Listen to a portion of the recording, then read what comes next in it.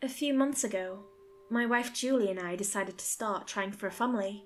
We moved out of the big city to a small Midwestern Minnesota town, not too far from Grove City. It was time for a change. Hell, we even decided to stop smoking.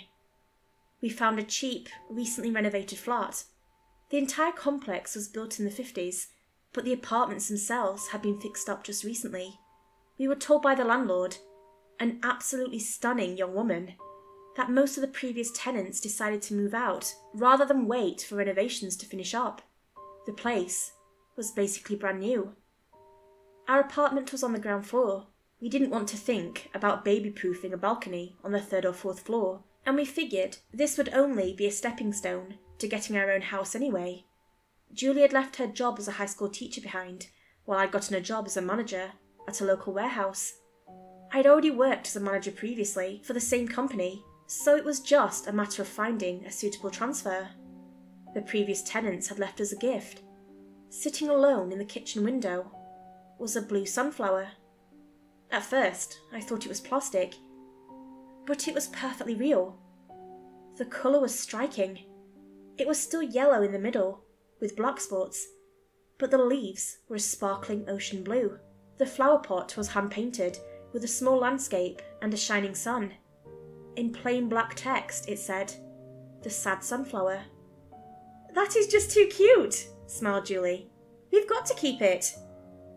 I've never been able to say no to her. That big smile of hers could make me do anything. If she wanted to keep the sad sunflower, so be it. I watered it and turned it facing outwards. Oddly enough, it had been leaning inwards, towards the apartment. I thought sunflowers were supposed to follow the sun. Julie just loved it. She already had a good feeling about this place. I wasn't convinced yet, but I figured it was just nicotine withdrawal. Over the following days, I was getting adjusted to my job.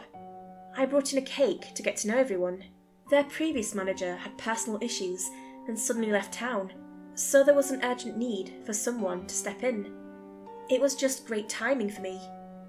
Julie was still looking for a new job. There were a few schools nearby that she was going to look up, but we needed a second car first. Money was tight after the move, so we decided to wait a few weeks before making any big purchases. Julie spent most of her days at home. She'd been clear about wanting to be a stay-at-home mum once we had a family of our own, so maybe she was just trying to get used to the idea. Call it a practice run. She would do a lot of housework and handle the groceries. I usually cooked dinner, but she would handle the dishes.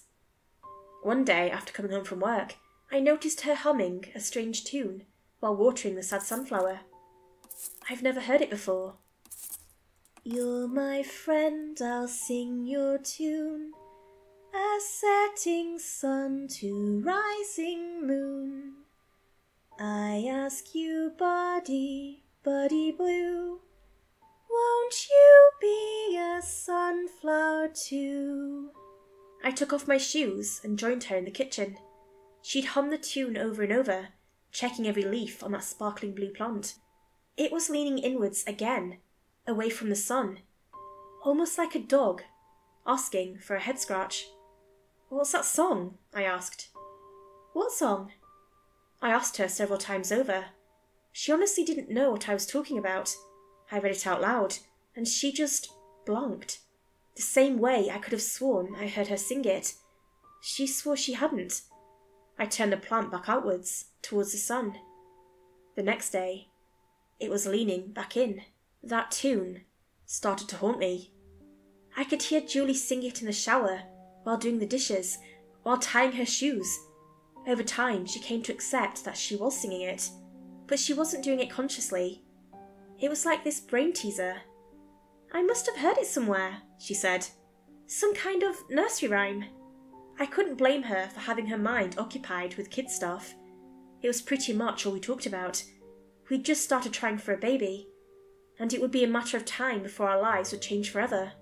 It was stressful, but exciting. More of an adventure than any bungee jumping could ever replicate. Julie got a part-time teaching job at the local high school. One of their teachers was going on maternity leave, so they needed someone to step in and help out with social studies. She didn't have a second car, but one of the guys I worked with lived just down the street, so he started to carpool. I thought having some independence and getting out of the apartment would do Julie some good. And it did, at first. She had so much energy when she got home after a long day.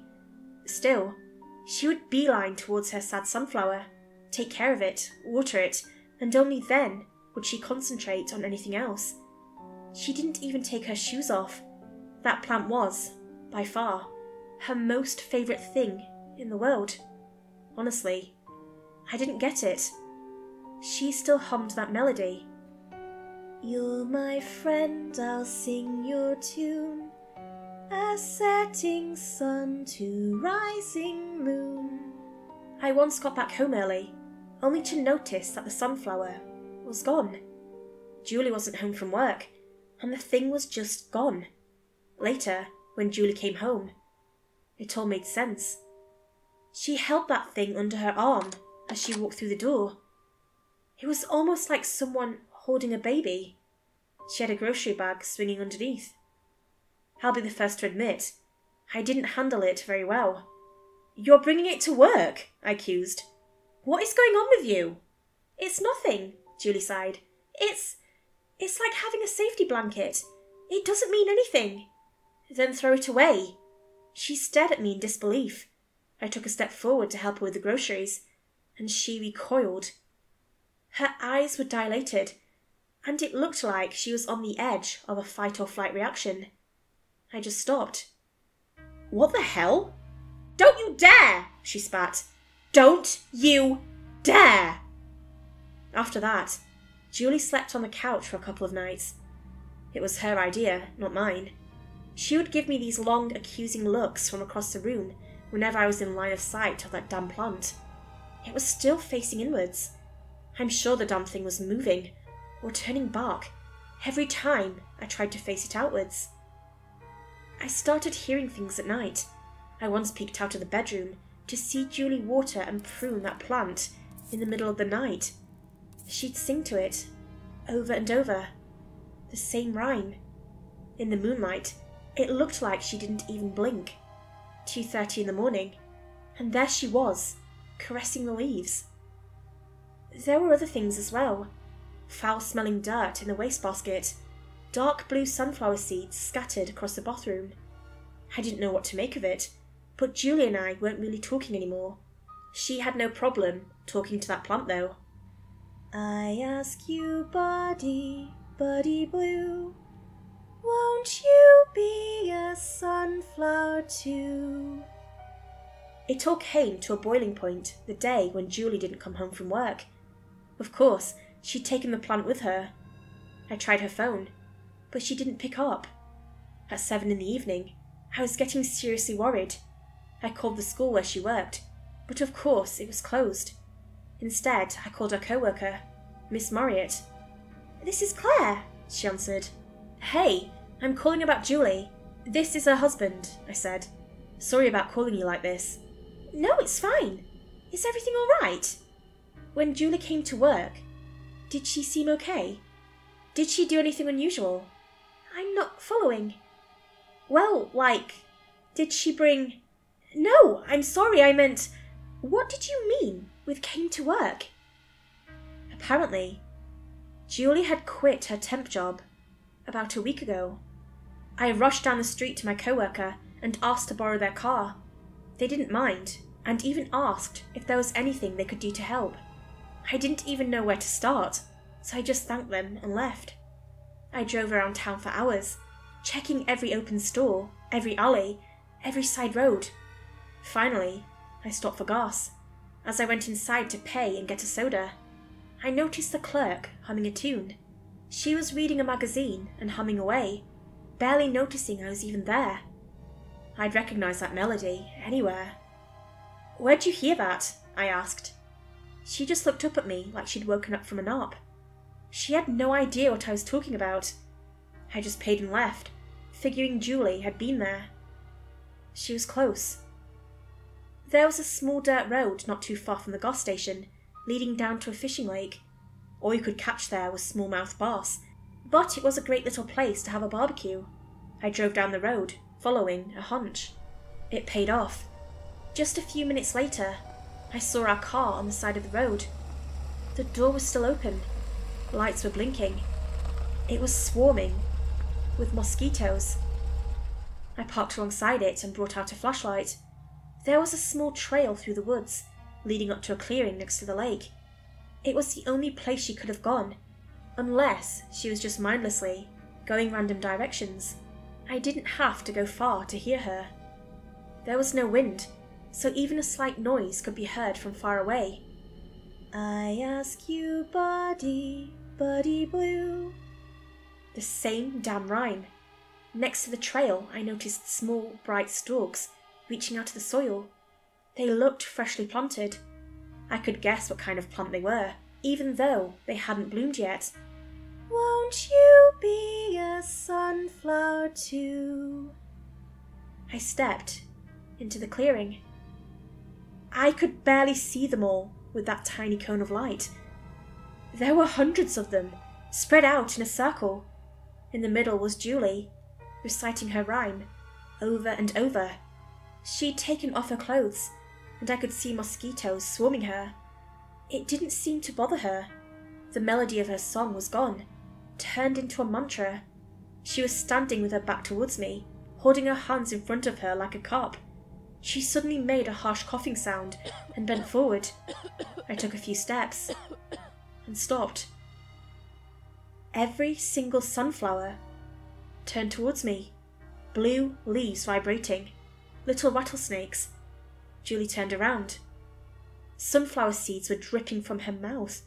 In her cupped hands, she held the same kind of foul-smelling tar dirt that I'd found in the wastebasket. Her eyes were bright blue. Her teeth were stained black. You're my friend. I'll sing your tune. Sunflower seeds kept falling from the edge of her mouth. She kept coughing, almost choking. She was constantly on the edge of inhaling the seeds into her lungs. Her singing voice was broken and struggling. Still, she smiled. The same smile that could get me to do anything. A setting sun to rising moon. The flowers turned back towards her, vibrating, tiny leaves clapping in appreciation. I didn't know what to do. I was horrified. I was angry. I was desperate. I froze. Julie walked up to me, holding a large seed between her lips. She took my hands and leaned forward to kiss me. I've never smelled anything so putrid in my life. I think that's what snapped me out of it. It was the only time I've refused a kiss from her. I'm not proud of what happened next, but I didn't have a choice. I grabbed Julie and threw her over my shoulder. She protested wildly, scratching and beating me. She had to stop over and over to throw up more seeds and dirt. I just ignored the wounds on my neck and scalp, and just kept carrying her. I locked her in the back seat of the car and turned on the child locks. As I shut the doors, she was hysterical, screaming and flailing in the back seat, like a possessed toddler. I got a jerrycan from my car. It was half full. That was enough. I stopped smoking the day we moved to our new apartment, but I still had my lighter. When I stepped back out into that clearing, I could hear something moving. I ignored it. I dumped every last drop of gasoline that I had and just set the whole field on fire. I left the lighter behind. As I stepped away, I could hear things popping in the grass, blue leaves crinkling to ash. And somewhere, there were tiny screams. Tiny, bright screams. Something was burned alive in that field, and I don't want to think about what it might have been. It sounded human. Wrong, but human. Julie recovered in a couple of days. The doctors figured she'd been eating seeds from the sunflower, and that it had contained some kind of poison. The doctor couldn't find anything abnormal about her blood levels, and after a couple of days of rest, she was back to her old self again. Her eyes were back to their ordinary brown, and her smile was as genuine as ever. She was so sorry for all the trouble she'd caused, and she had a hard time remembering what had happened. To her, it was all a bad dream. We've since gotten pregnant.